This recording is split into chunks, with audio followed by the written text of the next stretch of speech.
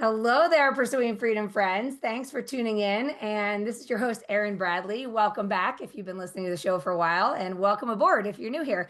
I am really excited for this conversation I'm about to have with Andrea Gordon because I actually had the opportunity to be on her podcast last week, which you should all go and subscribe to. She's the host of a podcast called Realizations, and which is also the name of a book that she's writing. And man, Andrea is super cool. She's got such a wild story. She's been in real estate since 1998 and describes her journey as a Seinfeld episode. And she's also been a theater enthusiast since, well, basically since she was born as a director, producer, writer. She's written children's books, all while having a thriving real estate career, basically in the Bay Area of California. And what I love about Andrea, and the reason I really was excited to have her on the show, is that here at Pursuing Freedom and inside of our coaching community, we're really passionate about building the business of you, which I always say is the only business worth building. And because you're not the same person you were 3 years ago, 5 years ago, 10 years ago, it's okay to be constantly evolving and expanding and being curious about what the future business of you looks like and how that can be exciting and something we run towards rather than looking back and just thinking it's something we settle for. And Andrea mentioned before we started recording that authenticity is our biggest asset. And I love this because she's the perfect example of someone who is playing the game of life out loud, grabbing life big, saying yes to all of the things she's called to, all while running a business based on authenticity, kindness, and love for everyone she gets to work with. So, with no further ado, Andrea, thank you so much for being with us today. That almost made me cry. Your intro was so sweet and kind. Thank you. I really appreciate that. So, Well, thank you. And you're such a light in the world. So I let's just share a little bit about the story. I mean, you shared with me, but let's let the listeners in on the background and share a little bit about your journey in the real estate space because given you've been in it for 27 years and we're recording this in 2025, you've been through a lot in your journey and some of our listeners maybe have only been in the industry for a couple years and they're going through a lot right now. yes, real estate. Real estate is a very interesting thing for me. And I'm a columnist, by the way, for two magazines in real estate. And a long time ago, I wrote an article called Home and What's Important About Home. When I was a little kid, my dad died when I was 9, and my mom moved us to New York City. We lived in Berkeley. My dad was a professor at Cal. He was in the music department. My dad was a concert pianist, and my mom was an opera singer. And so I had a very artistic, super cool, amazing childhood, introduced to all kinds of ideas. My dad was a Buddhist. When I was 4 years old, he was explaining to me the, denial of expectation and desire and things like that. And I'd be like, no, Dad, I want that. But in any case, they were brilliant, amazing people. And it really set me up beautifully, which in my life, I have experienced, a lot of people who have wonderful childhoods and go on to have wonderful lives.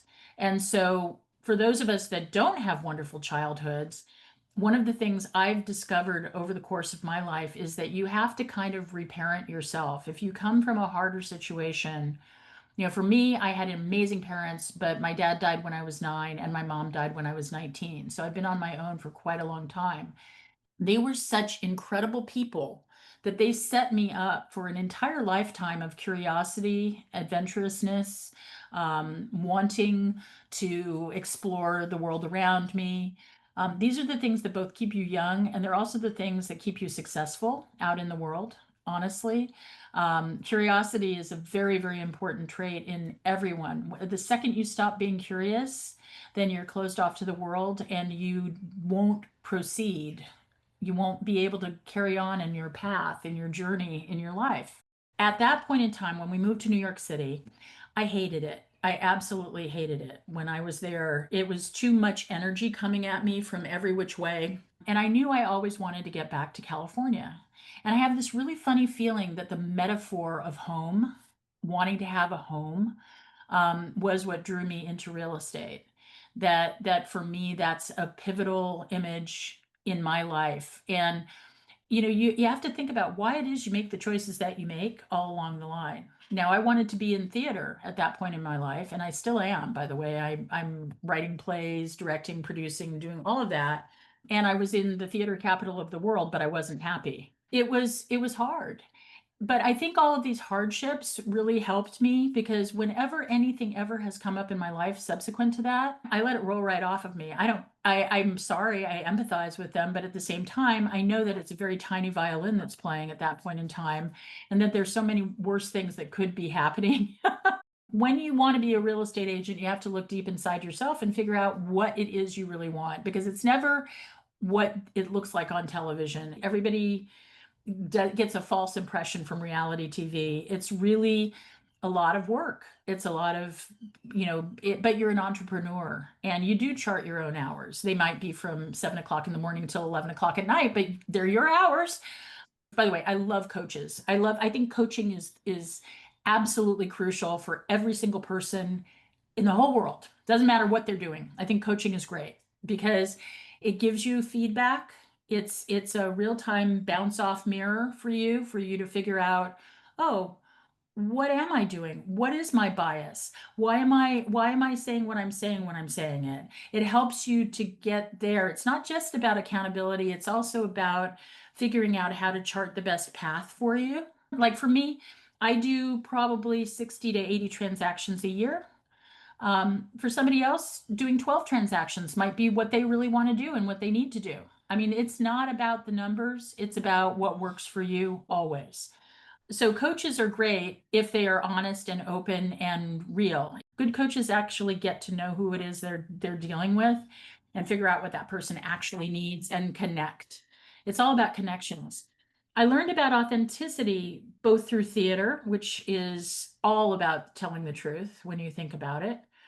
And I learned about authenticity from real estate too. I actually sent out one of those letters. I had been coaching with a coach from Tom Ferry, and they have these things called Yikes letters, which is Yikes, my client needs a house, and your house is exactly perfect for my client. I would love to see what you would sell your house for, right? Those are letters that people used to write, and I guess still probably write, but in order to get a listing. I actually did have some clients who wanted a house that was exactly like this woman's house. So I wrote a very heartfelt letter telling her all about my clients, telling her what it was they hoped to accomplish, apologizing if it hit her in a wrong way, what have you. This is so weird. I pulled into the driveway next to her house one day just to take a look at it, and she came out of her house and she said, "You're that realtor, aren't you?" And I said, "Yeah." And she said, "I was really, really impressed with your letter. And the thing that I liked about it was it really felt authentic to me. I get these sorts of letters all the time, but yours felt authentic. Would you like to come into my house and take a look?" Oh my gosh. And I did end up selling that house to my clients, by the way. So crazy. And that woman has referred me probably 15 people over the years. Oh my gosh, I love it. So, being authentic and being in the moment and actually listening to people are some of the biggest skill sets that a realtor can have. And they're really analogous to theater work. And that's the basis of my book, actually. My book is based on the questions that an actor asks themselves to get into character. Who am I? What do I want? What am I going to do to get what I want? What are the obstacles in the way of my getting what I want? And what am I going to do when I get what I want? Okay, so we have a lot to unpack here. So, okay, so you wanted to get back to California. You Mhm. were in the theater industry, Yes. and at some point you fell into real estate, and it's 1998. So, when you were making this transition, yeah, I think a lot of people go through the experience of getting their real estate license, and then there's some mentor, there's some training that gives you the action plan, the strategy, and there's often a period of time where many of us can lose our alignment or feel like an imposter because there's this, to your point, like there's this image of what the successful real estate agent looks like. Did you have any experience of sort of losing your way and then recognizing and coming back, or did you stay in your truth as this authentic being from day one and then start to just automatically magnetize clients? Like, what was the journey from I got my real estate license, this is who I am, to I'm closing 60 to 80 transactions a year? I had produced a play called Liverpool Fantasy at the Climate Theater in San Francisco, produced and directed it. And it was a play about the Beatles written by my friend Larry Kirwan, who's an amazing children's author now, but he had a punk band at the time called Black 47. He was Irish. The idea behind the play is that the Beatles picked the wrong hit single and never become famous. And they all meet back at John's flat in Liverpool one night and explore all of the relationships between all of them, including the homoerotic content, all of that stuff. And we got rave reviews in the gay press, and we got panned to hell in the regular press. It was right when this thing called the Beatles Anthology came out. And I had sunk every dime I had into this thing, along with borrowing money from my sister, from my family, from friends of mine to do it. It was a full, what they call equity production, which is a union production. So everybody was getting paid lots and lots of money. The theater cost a lot of money. It was a very expensive undertaking.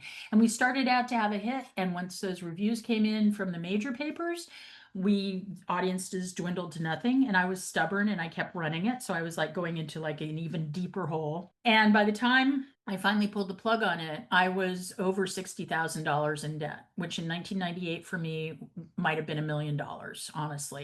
I just had to take stock and figure out what the hell I could do because I'm an honorable person, and I had agreed that I would pay everybody back with the big proceeds from my production.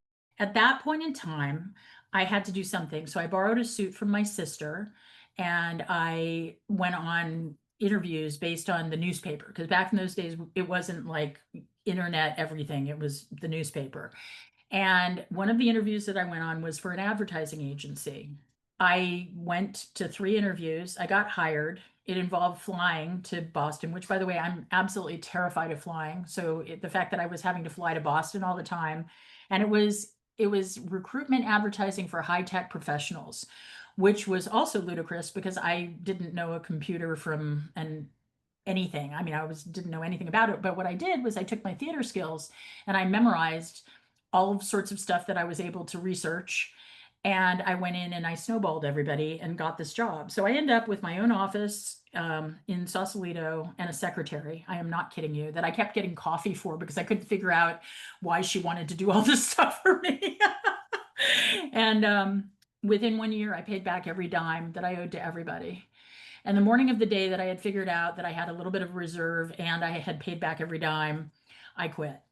I went into my boss's office and I said, "Did you know that when I came here, I knew nothing about any of this?" He said, "Yeah, but you're an obvious natural salesperson. So I just thought I'd see what could happen and you were amazing." So then I decided I needed to sell something else. And I became a wine salesperson. I liked wine at the time. I don't actually drink it all anymore, but at the time, my friends and I would drink nice wine and enjoyed it. It was not a great job because you had to carry wine bottles around with you everywhere, and I hated it. And San Francisco has a lot of hills and bad parking. So at that point, I thought, what could I sell? So I thought about selling cars or real estate. And my family had been in real estate in the area for quite some time, and I had avoided going into the business like the plague.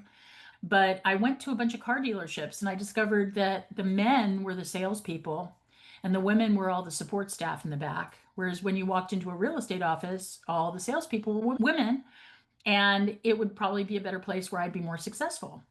So I got my real estate license and I went to work for a wonderful man named Muhammad Ahmed, who had a Century 21 called Century 21 Imperial in Daly City.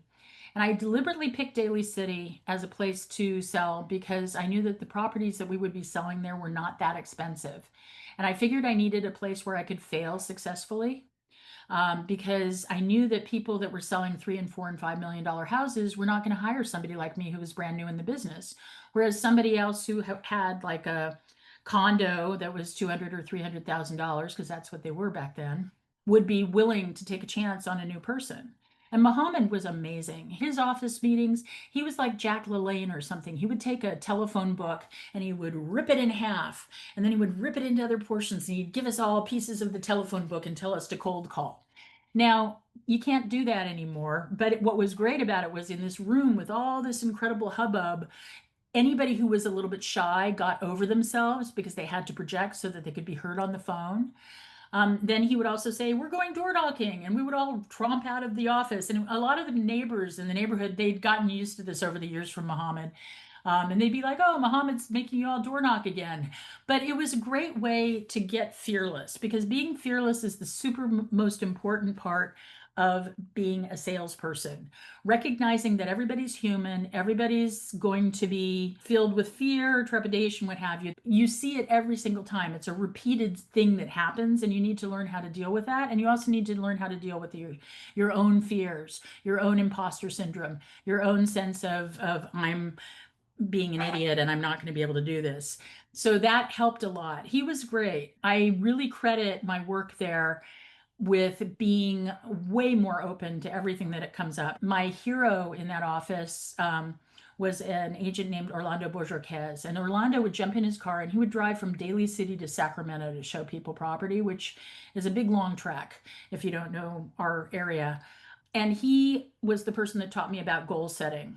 He would always, in his little cubicle, he would always have a picture on the wall of the thing he wanted to buy or the thing he wanted to do. Orlando was literally my hero, because he, despite everything, managed to be successful, and I love that. I love when people are both fearless and resilient. Resilience is a wonderful thing that you should work towards. Realizing that the worst thing in the world can happen and you can still make it. I had a lot of wonderful, wonderful mentors all around me, and I seek out mentors everywhere I go. Even to this day, I'm always looking for those people that inspire me so that I can get better. Yeah. So what happened after you've built the business and then you're on your ride? What did it look like for you in 2008, 2009, and as it relates to fearless and resilient? Because you needed to be both of those things to navigate the shifting economy, and then where we are today is a different market than where we were in 2020. So there's, people listening that have been dealt, a hand. There's been a shift. And so, what does it look like to be resilient and fearless in those types of times where we can't control the external circumstances, but we can still find a way to thrive? Or did it knock you down? Like, how did it go for you in those tough times? I started in 1998, which was that was sort of like the end of a really, really wonderful period in real estate. And then right after that, we had the .com bust up. So right when I was brand new in the business, we started to have the effects of the .com bust. And I didn't know enough to know that real estate wasn't good. So I just kept going. And it really taught me that economy is local, not global necessarily, and that you need to watch your pennies. You need to save for a rainy day. I do think that they should have classes for realtors on finance, because I think that a lot of realtors, they get these big checks. You might work for 3 months and not get anything, and then all of a sudden you get a check for 13, 15, 20, 30,000 bucks. When you're a baby agent, you're not thinking about the fact that you should probably put 50% of that away for taxes and other expenses and things like that. So a lot of people got caught with their pants down in that downturn in 2001. I made 6 sales my first month in the business, by the way, and I've been averaging anywhere around that ever since. I really feel like your attitude makes an enormous difference in how well you do, even in a downturn. So, for example, I read the Wall Street Journal, I read the New York Times, I read a lot of news, and I read a lot of economists, and I read a lot of information that gets provided to me by my company now and by other companies about the economy. And I see what countries are sending people, for the most part, into my area. And I also check out whether it's a buyer's market or a seller's market. And I'm nimble. I shift between buyers and sellers. Nowadays, I handle mostly sellers as it happens. If you are analyzing what's going on in the marketplace, then you can make shifts. So when it's a great seller's market, be representing sellers if you possibly can. When it's a great buyer's market, be representing buyers when you possibly can. What does that look like for you to target the who you want to attract? When you say shift and then serve buyers, and maybe somebody is listening thinking like, I'd love to serve a buyer if I could find one. When you are looking for buyers, where do you find a buyer? You find them at open houses. So you go to every open house you possibly can. You also target all your online advertising towards buyers if that's what you want. You make a class for buyers and invite them. Buyers, come and learn about FHA 203K financing. Buyers, come and learn about how you can get sellers to buy down your loan points. Whatever it is that you need to do to get that group of people there. It's called target marketing and it works. If I'm at an open house, I tend to get sellers. I think I'm putting out pheromones that give me sellers. Hmm. But back in the day, I would get lots and lots and lots of buyers from open houses. Nowadays, I pretty much biff off all of my buyers to other agents, and I just pick the buyers that I want to work with. And that's something that will happen in the business for you if you've been in the business a long time. You also get the clientele you deserve or that you can work with. So sometimes you meet somebody and they're not a fit. It's really important to learn how to fire people before you waste too much time with them. So don't go out with people that you don't relate to at all. This can be just the energy that they present. It can be that you are diametrically opposed to them politically. It can be whatever, but whatever it is, don't waste your time on them because first off, they're not going to like you. You're not going to like them. It's not going to work. You might get a deal, but you're not going to get the residual business. And the other thing is looking towards getting residual business is one of the most important parts of what we do. That's how you get your business. You get your business by doing such an incredible job that somebody remembers you, and when somebody says, "Hey, I'm looking for a house," or "I want to sell my house," it reminds them to go, "Oh my God, my realtor was amazing." You want that kind of a world around you because that's where you're going to be the most comfortable. And when you're the most comfortable, your energy is the best, and when your energy is the best, it attracts more people. It's a win for everybody. Something we talk a lot about inside of our community is curating vacation energy, meaning like when you go on vacation and your business pops, what's going on there? It's like, well, you're having fun. You're just not even thinking about work and you're in your true authentic self. And when we talk about curating vacation energy as it relates to business strategy, it's about like what you do. You are still doing all the things you're passionate about. You're writing the children's books, you're directing and producing plays, you're engaged with your community in a way that is energizing and exciting for you. And so was that something that anyone ever sort of guided you towards, or did you just continue to chase what's interesting for you? And then it seems like as a result, you're getting to cross paths and the stars align and people are finding you. And oh, by the way, you sell real estate. I would say it's the latter, to be perfectly frank. I have actually chided myself over my lifetime for not being more immediately strategic in the things that I do. But I feel like I fell into real estate and it was exactly the right thing for me. And I feel like the plays and things that I do, they enhance my life, they enhance everything about me and my world. And one of the other things that I'm incredibly passionate about is my animal rescue and my work with the Berkeley Humane Society. I have raised over, at this point, $600,000 for them over the course of the last 10 years. In our area, land is taxed. There's a property tax basis for land, whether it's used or not, of $5,000. And there are a lot of people that have a lot of property that they're not building on. It's just sitting there and they're getting charged taxes for it. And I came up with the idea of getting them to sell this land and donate it to the Berkeley Humane Society. And I sold 11 lots that ended up netting the Berkeley Humane Society over $400,000. It's not enough, and my goal is to get them, into a situation where their building is built and they have everything that they need to save the animals because they're doing such important good work. But that has also opened me up to an entire new group of people that I probably wouldn't have met otherwise. I had my theater world, and most of the people in my theater world don't have a lot of money and they're not buying houses particularly. And I have my real estate world, which is mostly other agents, all the vendors, everybody that I associate in relationship to that. But there's a whole other world of people that are really actively engaged in charitable works. And from Berkeley Humane, they're so happy with the work that I've done for them. I've received a ton of referrals from them for real estate work. Whatever you give out, you get back.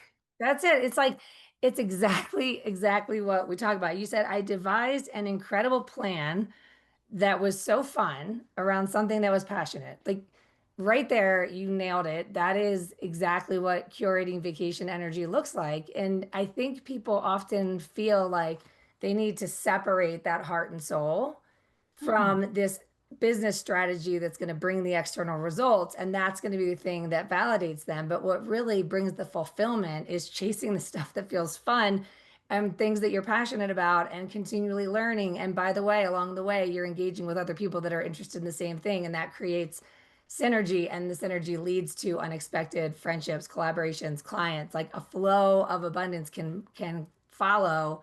Honestly, this authenticity, the contribution, and the way you show up in your world. And I think that it sounds so simple, right? But it is mhm. the way. It's like Yeah, life is too short to not be having fun. And I think a lot of people, myself included, we get into the business and then we're there's all this frenetic energy of like, oh my God, what am I going to do? I need to figure out how to get a paycheck. I'm freaking out. I got to pay my bills. And that right there, we separate from the lighthearted, fun, easy, joyful aspect, and everything feels hard. And I think yeah. that becomes embedded in people that if it doesn't feel hard, it's not going to work. And it's like, no, no, no. It is actually, we can reverse engineer this. We can magnetize opportunities through lighthearted, fun, joy. Positivity, yeah, and just like The Secret, I mean, it seems hokey, but you really attract what you put out. So, for example, neurolinguistic programming, the nature of the language that you use out in the world. I'll give you a very short example. My dear, dear friend who passed away recently, she had a stroke, and eventually, it through a long series of things killed her. But she had something called expressive aphasia. And expressive aphasia is one where your brain remembers certain phrases and things that you have said often. So she sounded like she still could talk, even though she, in actuality, couldn't. But the phrases that my wonderful friend remembered were, I love you. Oh, that's wonderful. Oh, thank you so much. Oh, how terrific.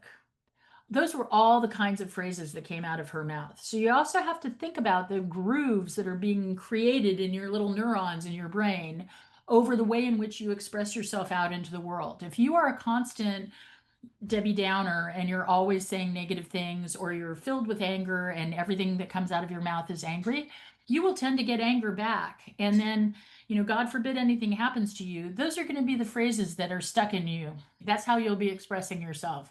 So if you can take a conscious effort to express positivity as often as you possibly can, it will come back to you a thousandfold. That is so good. It's a perfect way to wrap this up because I really want to honor your time. And I just appreciate you taking so much time to share your story and these perspectives that are so just true. It's not about whether we believe it or not. I think we Mhm. all have a deep knowing within us that this is the truth. And Mhm.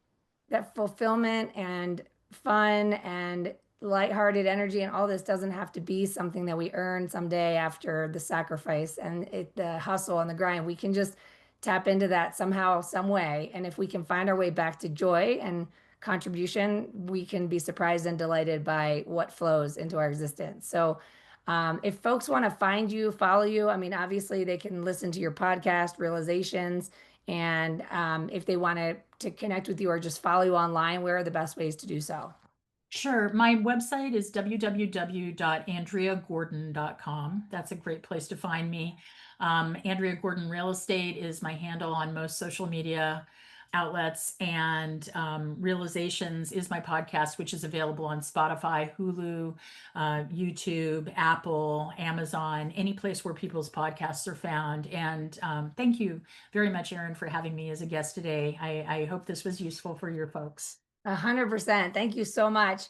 And to all my listeners out there, if you had a takeaway, please reach out to Andrea, let her know, follow her podcast, subscribe, leave a review. Leave a review for this one. Have you left a review yet? Come on, guys. These are the things that help us continue to attract amazing guests and help this content get found so more people can build a life you don't need a vacation from. I love you. I appreciate you, and we'll see you next time.